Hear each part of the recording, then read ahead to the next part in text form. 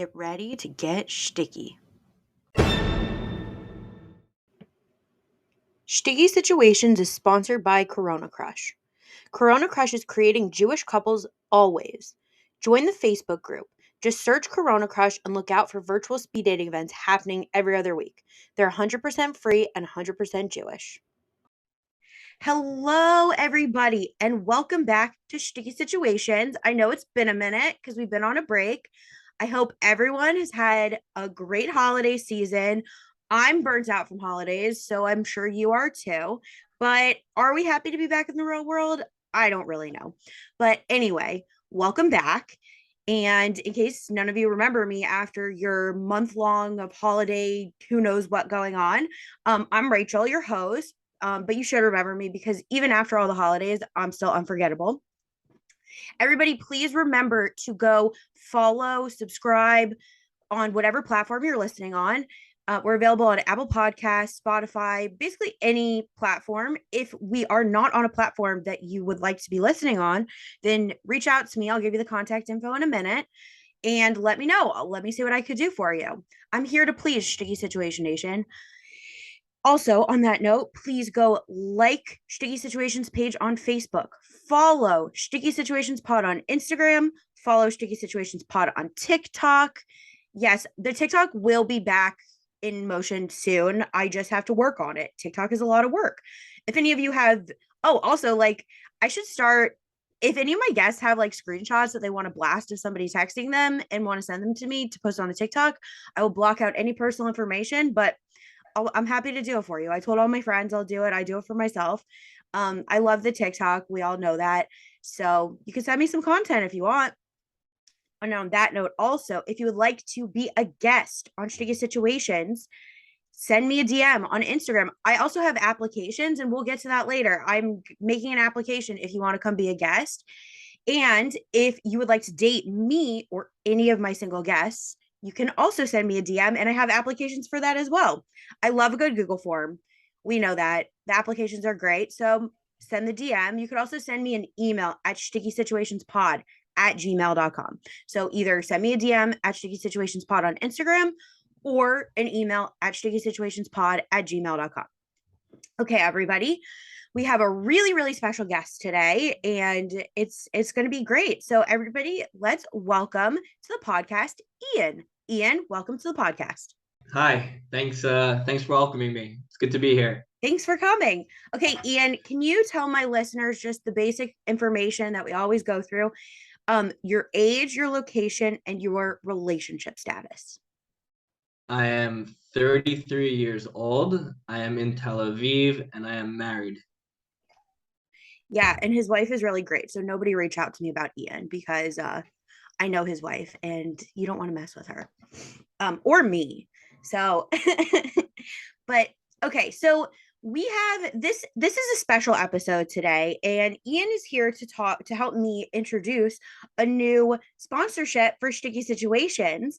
So I don't know. I think we mentioned it on the podcast before. Actually, I've talked about some of my speed dating experiences. But for those of you who aren't familiar with the platform / organization CoronaCrush, Ian is here to help me introduce it. And we have a new sponsorship starting. So Ian is one of the founders. And what's your exact title, Ian? I am the co-founder of CoronaCrush and a member of the board, or chairman of the board even. Yeah, so he's a big deal when it comes to CoronaCrush. And most of you know about CoronaCrush. I know a lot of our stories have come from speed dating or other types of dates from CoronaCrush. We've definitely talked about it before on the podcast.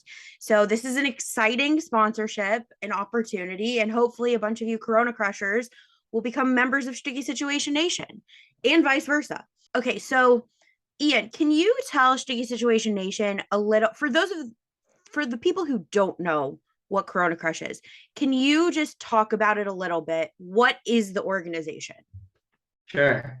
So CoronaCrush started out initially as just a Facebook group where friends could post their friends, and then people would reach out to them, either directly or through friends or something like that. And a lot of people have met and gotten married doing that. uh, the organization has evolved from being just a Facebook group when we first got some donation money from some wealthy donors in the United States who wanted to help us hire a matchmaker, and then we hired a matchmaker. And a little bit after that, we started running virtual speed dating events, which is has been going on for the last 2.5 years and is still going strong. So it's basically it's a dating organization that encompasses both the posting where people can meet that way. There's some elements of matchmaking and automated matchmaking that still goes on, and then there's also virtual speed dating. Okay. So how did you have this idea to start CoronaCrush? Like how was this born? So CoronaCrush was started basically myself and a group of friends just at the beginning of Corona on Zoom, bored with nothing else to do. And we thought it'd be a fun idea to create a Facebook group where we can help our single friends meet one another. And just like that, the group was born, and we started inviting our friends, and word was spreading. Newspaper articles were writing about us because people were very sad at the beginning of Corona. So it was nice to write pieces about dating and what we were trying to do. And even the Israeli government was posting about us and making videos about us. So it became kind of like a viral sensation. And within a month, there were 10,000 people in a Facebook group, and it didn't stop growing after that. And now there's almost 25,000 people in the group. So how do you know approximately how many couples CoronaCrush has created? So I try to keep track as best as I can, but not everybody is so forthcoming. Some people, there's still some sort of stigma with meeting people online, and people don't always want to share. Even now, I have people telling me, "Oh, we got engaged, but please, we don't want to share it. We want to stay anonymous." But I have confirmed what I know is about 35 engagements Wow. from the group. These are ones that I know for sure happened.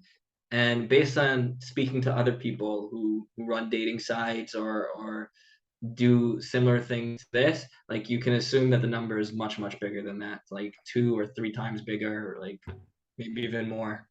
Wow, that's amazing. I mean, personally, I never met anyone on CoronaCrush. I met a couple of people on speed date. I did a okay. So just for context, I know we've talked about it before. I think my friends have posted me at least once or twice on there in the past 2.5 years. Definitely like more during like COVID times. And I've done a lot of the speed dating, also especially like during COVID times. I haven't done it as much, like probably in the last year, but I mean that had to do with like personal things, like I was actually in relationships and stuff like that. And then I don't know, I see the emails come and I always think about signing up, and then I'm just like, but wait, I'm busy that night, I just got a lot going on. So that brings me to my next question. Like now that like, yeah, I don't like, we're not getting political here, I'm not making any statements of anything, but like corona is like kind of over, or people are like more adapting to like real life, living with COVID as whatever it exists as today.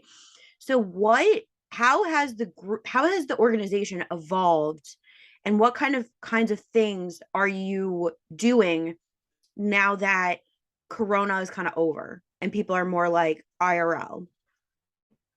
All right, it's a great question, and people say these things to me all the time, and they're always like, "Oh, you should change the name. Corona's done. What are you gonna do now?" So I want to kind of I want to dispel some of that. I want to start off by saying people are posting now just as much. I'm not going to say that as much as they were posting in like the first few months because that was like wild, and I don't think we're ever going to reach that where you have 100 posts in one day. But you have two, three, four people posting profiles per day.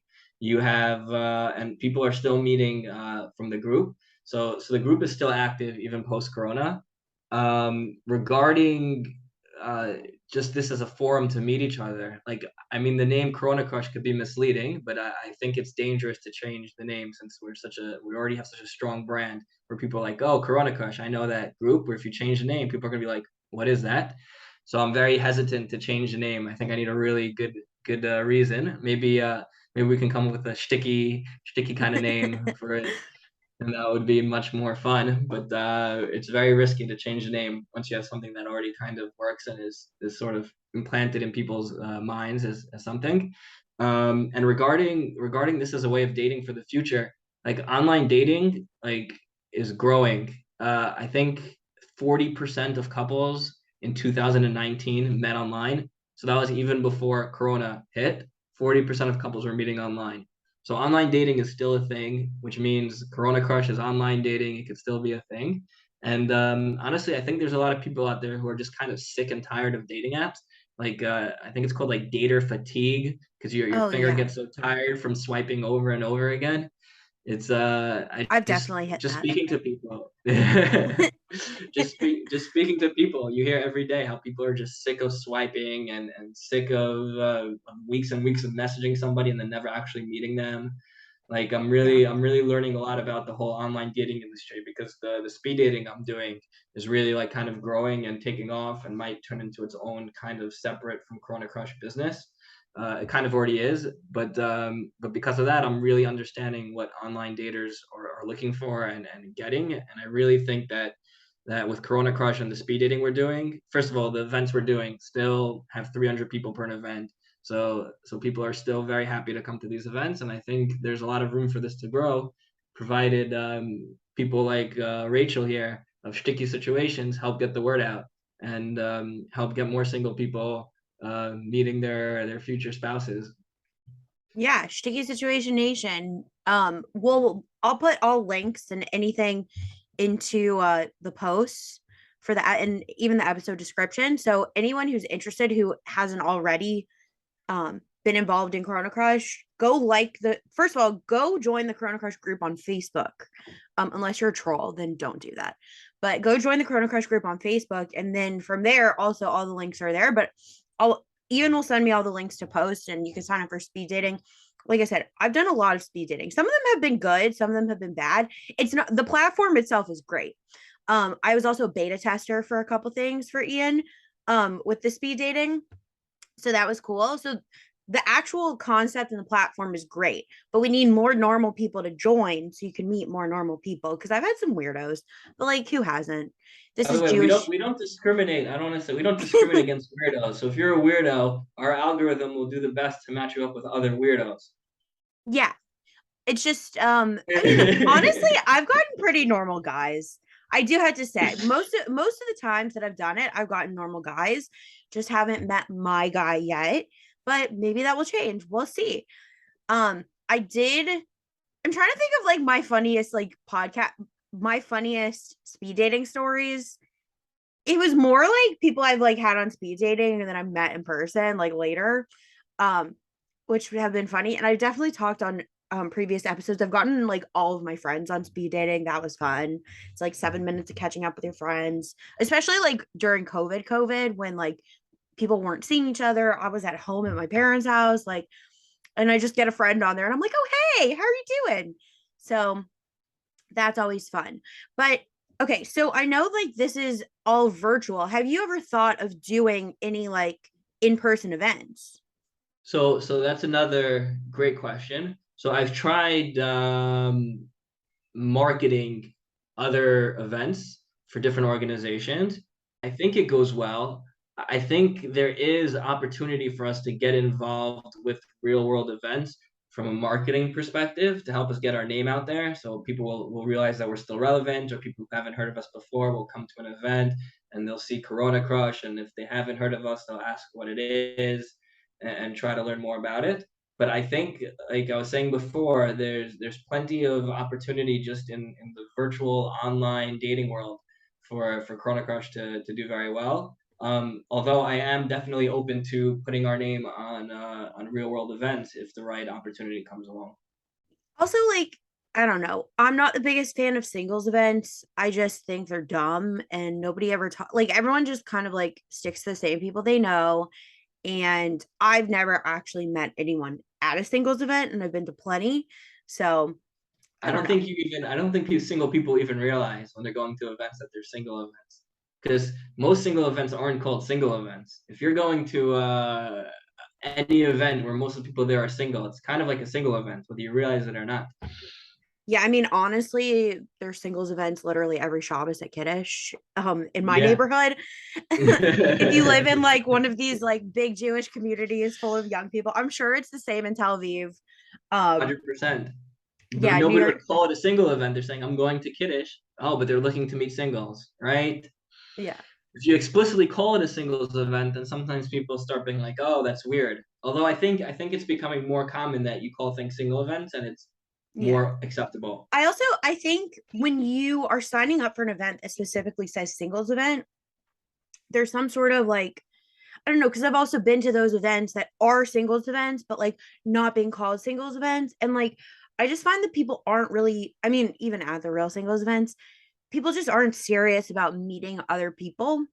So that's what I don't like. It's like, we're here to meet people. Like, but you're just like messing around talking to whoever, and then like married couples show up and it's like, why are you here? And then my friends run over and it's like, oh, I was talking to this really cute guy, and then like his wife came up, and I'm like, yeah, that's like not my vibe. Like I'm not looking to like flirt with a married guy. But anyway, that's like a digression from this CoronaCrush conversation. Okay, so wait, Ian, I want to ask you a couple personal questions. You don't have to answer if you don't want to. We can also edit out whatever you don't want on here. Nothing too personal. So when you started CoronaCrush, you personally were single, correct? That is actually, I think I was dating somebody. Oh, okay. But there was a point in you being involved in CoronaCrush where you were single. That is correct. That is absolutely correct. Okay, so did you ever date anyone from CoronaCrush? Actually, yeah, I went on a date with someone from Corona Crush. Although it wasn't a Corona Crush date. Like it was somebody who was in the group and I kind of got set up because of it. Okay. But like That makes sense. you didn't But like I have a never posted and I never stalked the database looking for somebody and then reach out to them. I never did anything like that. I always felt like I was in a position of power as somebody who had access to all this information about people because Mhm. I have like tens of thousands of single people's information, right? But I would never like I was scared to use it. I just didn't want to use it because I didn't want to feel like I was approaching a relationship or anything from a situation of power. So I tried to avoid dating anything related to Corona Crush. That's very valid. Did you ever like stalk the database for your friends? Stalk is like a strong word. Not stalk. Did you ever Um, peruse the database looking for for someone friends. who might be a good fit for your friends? I like maybe once or twice, yeah, but I don't think anything ever came from That's fair. it. I mean, if you ever want to bend the rules again, I'm still single. I mean, it's really not against the rules. I mean, the Yeah, point of that's Corona true. Crush It's is to your help people database. get It's your set up. data.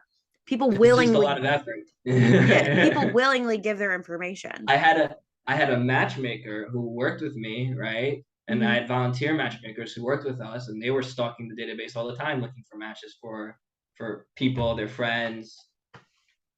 Yeah, but that's different. Well, I guess that's not different because Exact same thing. it's the exact same thing. It's basically what matchmakers do. And sticky Exactly. I'm situation, just I'm just not a matchmaker. You have no idea how often people come to me and they're like, "Okay, I have a sister and she needs to get married. I want to introduce her to you and you can help." And I'm like, "I don't know anybody from Corona Crush. It's just a Facebook group." Right? Like I have my well, friends in there, but I don't know like 90% of the people in the group. yeah. Well, I know this firsthand from being like, Ian, do you have any friends for me or know anyone from the group for me? And you're like, no. So I don't know the people. Like I don't want Ian's not a to vouch for matchmaker, somebody unless I everybody. really know them. Yeah, I'm not a matchmaker. I'm just involved with a group that helps people get married. But Shiggy Situation Nation, I will do my best if you actually are serious about wanting to date people who you hear. I mean, not Ian, of course, because Ian's married, but like any of my other single guests who come on the podcast, if anyone's actually interested, I really do have applications and I'm really looking to be a shotgun. So I think there's a I'll good do it. chance. I think there's a very good chance that after we post this podcast in the Facebook group, that you are going to get a lot of applications for yourself. Oh, I'll post my dating. My dating application's a little bit more intense, but I'll see. I mean, listen, like if I get married from this, like mission accomplished. But also like podcast married. I don't know. You'll wait for the day where we live stream a Sticky Situation Nation wedding, and that would be interesting. Yeah, Maybe we'll hopefully wait for it'll be your wedding. That's the idea. yeah, hopefully, but we'll see. I don't know. And everybody in Sticky Situation Nation, just know I'm not doing this just to get married. Like that's not my. Would you date somebody who reaches out to you from the podcast? Is that something you're interested in? I probably would if they were normal. They would have to be screened, and like Do you I have not normal people listening to you on sticky situations? I don't know. I don't know who listens. I mean, I know a bunch of people who listen, but like I have more listeners than people I know. So like I like of course I walk around my neighborhood and like people are like, "Oh yeah, that's podcast Rachel." But or I'll like I was at a meal on Shmini Atzeret, and it was a mix and match meal. They do that. In my neighborhood, I live in a community of a lot where there are a lot of young Jewish singles in their 20s and 30s.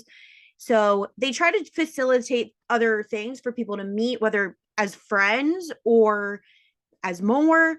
So a lot of different organizations set up these mix and match meals where you can sign up to be a guest, you can sign up to be a host, and you get randomly placed in people's apartments for meals.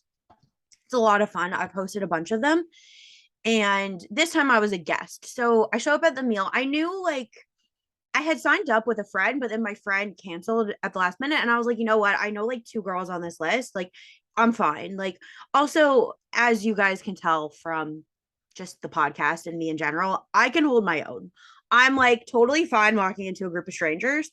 So I was at the meal and like yeah, a lot of the times I like market the podcast. I was like, everybody listen to Sticky Situations. Um, but I've gotten to a point where I'm at random meals and I'm not even the one who brings it up first. Like we're like talking about things and I think we were doing an icebreaker and I was like, "Oh, okay, this is my opportunity to plug myself." And then some other girl at the table was like, "Oh, Rachel, how's the podcast going?" And then that gets into talking about the podcast and then I get more listeners and then I get more guests. So it's a lot of like word of mouth. And I know a lot of people in my neighborhood listen because they'll reference things. A lot of my guests have been like people who I know who are like my friends or who I just know socially or who I've met at Shabbos meals or in the park or at shul. So there's that, but also like there's a lot of people who I don't know who listen to the podcast. Like a friend of mine ran up to me in shul one week and's like, "Oh my gosh, Rachel, I have a story. You won't believe it." And I think I told this before, but she was on a date that week. This is a few months ago. She was on a date that week, and I guess the topic of podcast like came up. And this is like right when Sticky Situations was starting. So the topic of podcast came up, and the guy told her that he listens to my podcast. Like he mentioned the name of my podcast, and she's like, "Oh my gosh, that's my friend who does it." And like I have no idea who the guy. I was like, "Do I know the guy?" And she's like, "No." He's like some random guy lives in a different neighborhood. Um, but yeah, so that's the log version of me saying like, yes, I would date someone who reaches out. I would set my friends up with somebody who reaches out, but only if it was the right person. I'm not just gonna like go on a date with whoever reaches out to me. But like if someone's actually interested and serious, like I will send an application. It's just a Google form. Mine's pretty funny. The ones for the guests are just more straightforward. And it's like more of like I actually would be more of a shotgun. Like I would talk to you and see if like you're normal and like I would want to set my friend up with you. And for me it's like, okay, I'll you fill out my application, then we'll talk. So I think that's that's part of the reason why I'm trying to get into the whole podcast game with you with sticky situations is because I see this as another avenue for people to meet each other. yeah, and I love it. And I also would love to have like I said, just my own personal contact list is who I'm having on the podcast and my own personal network. But like that's very limited. That's limited to my neighborhood in New York City or whoever I might meet or friends of friends. And like, yeah, not all my guests who have come on are my personal friends. Like you guys haven't even met most of my crew. Like they're all going to come on eventually. Most of them will come on eventually, but like it's a lot of like word of mouth people meeting. And I would love to interview like, and by interview it's like come on, tell dating stories. I would love to have anyone on, like anyone who has good dating stories from CoronaCrush. Like I'd love to get on like a lot of the times like people live in my neighborhood, so they come and sit on my couch, I make a drink, but like I'm happy to get on Zoom like we are now and record an episode with someone on the other side of the world, the other side of the country. Like, I want to hear everyone's stories. I want to get your stories out there. You can come on anonymously. I can still set you up if you come on anonymously. Like, it's still fine. But like, I would love to get more diversity. And also, like, for me, Corona, like partnering with CoronaCrush, I'd love to get some CoronaCrush members to come on and talk about their experiences, whether success stories of people who are married or slash engaged, or people who are single and just want to talk about their stories. And I don't know, dating's frustrating, and especially people who are involved in online dating. Like, Sticky Situations is a platform for people to express their frustrations in a comical way and for people to relate to the stories.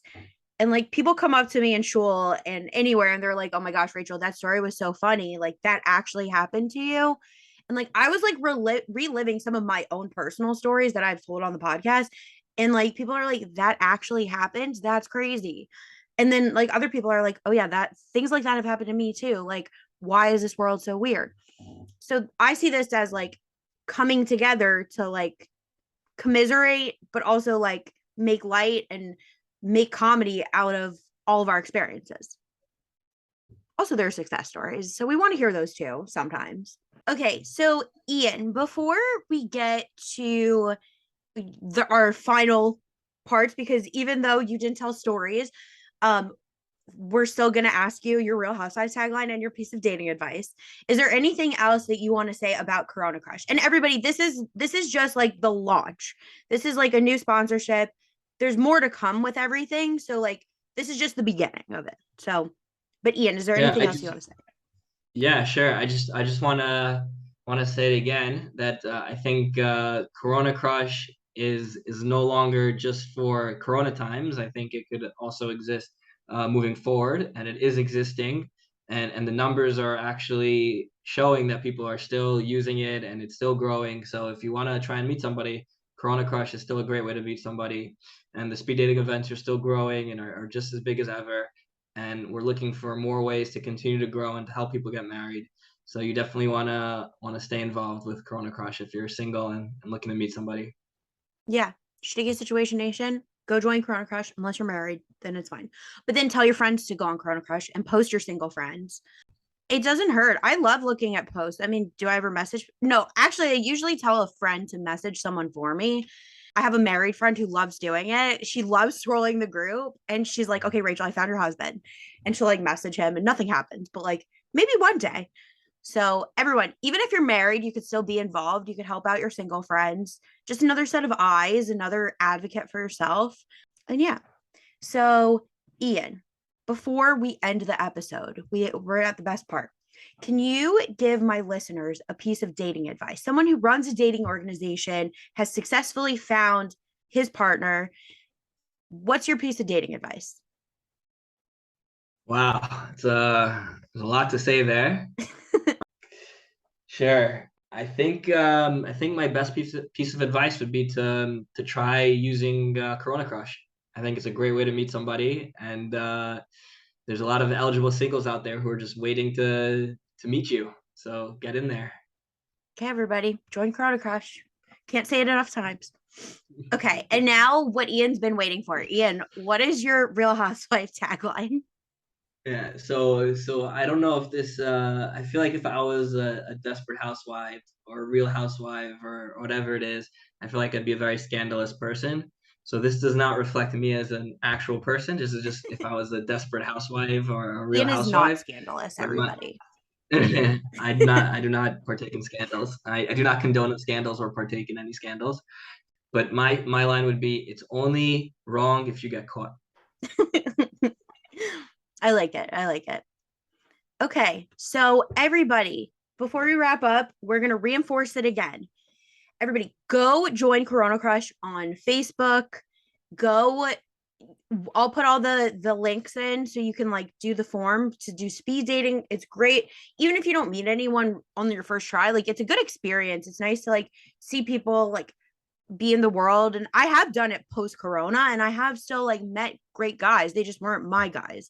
And I like think that's I fine. want to say with what she's saying that I think after three events, like I think like 80 to 90% of people have like at least one match, like somebody that they both said yes to each other. Yeah, I've So gotten if you matches. don't match in the first one, yeah, I've gotten 50% plenty of of people in matches. one event, yeah. No, Yeah, so and 50% from one event will get a match, but after 3 events, it'll be like 80 or 90%. wow. Yeah, I've definitely gotten matches. It depends like if it actually turns into something or not. But that's for you to see what happens. So join CoronaCrush, sign up for speed dating, and like sticky situations on social media. And all of you new CoronaCrush listeners, apply to be a guest. Apply to date one of my guests. I'd love to have you and everybody. So we can't reinforce it enough. All right, Everybody, cool. I'll catch you maybe at a speed dating event. I'll catch you on the next episode. I'll catch you posting on CoronaCrush, maybe pulling up my old CoronaCrush post and liking that. You can still send me a message from it. I'm still single, everybody. Um, but with that, I'll catch you guys next time. Thanks for tuning in. Bye, everybody. Bye.